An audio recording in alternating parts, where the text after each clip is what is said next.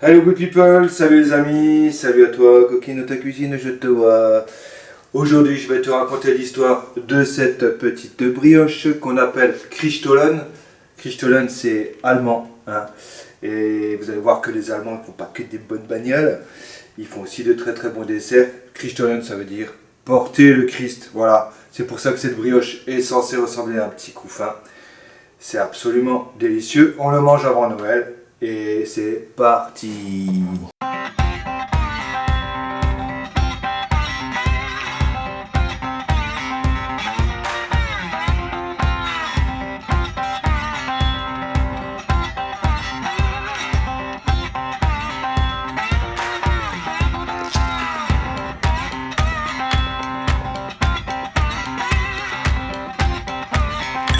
Voilà, alors avant de démarrer cette recette, on va faire mariner les raisins et les oranges confites avec l'eau et le rhum pendant 24 heures.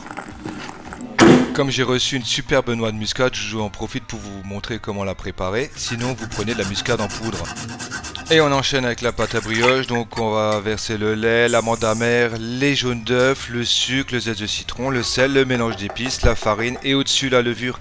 Tout ça pour éviter que la levure soit en contact direct avec le sel et le sucre. Lorsque la pâte est bien amalgamée, on rajoute le beurre à température ambiante et on continue de pétrir pendant 10 minutes. Ici on a obtenu une pâte bien homogène et on va la laisser fermenter pendant au moins 4 heures au frigo, à couvert. J'en profite maintenant pour réaliser mon petit boudin de pâte d'amande qui va ressembler à ceci. Et 4 heures plus tard, on va pouvoir rajouter la garniture et l'incorporer à la main. Savez-vous pourquoi on laisse fermenter notre pâte au frigo? Eh bien c'est simplement pour pouvoir la façonner plus facilement parce que lorsqu'elle est froide, elle se travaille beaucoup plus facilement. Et évidemment, plus elle est froide, plus elle est facile à travailler. Et de l'autre côté, plus elle est froide, plus elle aura besoin de temps de pouce pour se réveiller. Donc ici, on étale à la main. Comme vous voyez, je vais placer le boudin de pâte d'amande au milieu et je vais plier sur les 2/3 pour avoir un pli qui revient à peu près là sur le premier tiers comme vous voyez. On va placer à présent notre gros bébé sur sa plaque de cuisson.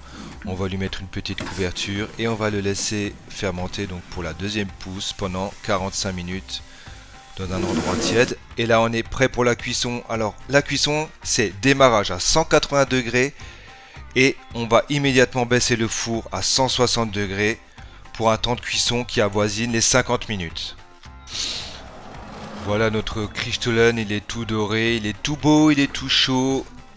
On va tout de suite le badigeonner avec le beurre fondu, hein, qui va être absorbé par le Christstollen. C'est juste beau à regarder, hein, c'est déjà un paysage. Et la finition, ça va être tout simplement du sucre glace, et encore du sucre glace, et toujours du sucre glace. Ta-da-da! Bon ben voilà, cette histoire de Christstollen c'était pas bien compliqué. Petit conseil avant de se couper, pardon, c'est que votre Christstollen vous pouvez le faire 2-3 semaines à l'avance et le laisser au frigo. Ça se conserve sans problème, d'ailleurs c'est comme ça que font les Allemands. Plutôt que de faire un grand, ben, vous pouvez faire 2 petits ou alors même des tout petits. Vous aurez juste à réduire le temps de cuisson. Et moi maintenant je vais me sacrifier pour vous. Hein. Ouais, me sacrifier là. Ah ouais, c'est dur. Hein, qu'est-ce que je ferais pas pour vous? Ouais, c'est bon, vous pouvez y aller, allez, ciao. Moi, il y a juste ce goût là. Non mais il faut goûter maintenant. Vas-y, goûtez. Si jamais c'est pas bon, vous dites rien, vous dites que c'est bon, d'accord? Ok. Alors, c'est comment? Ok, ciao ciao.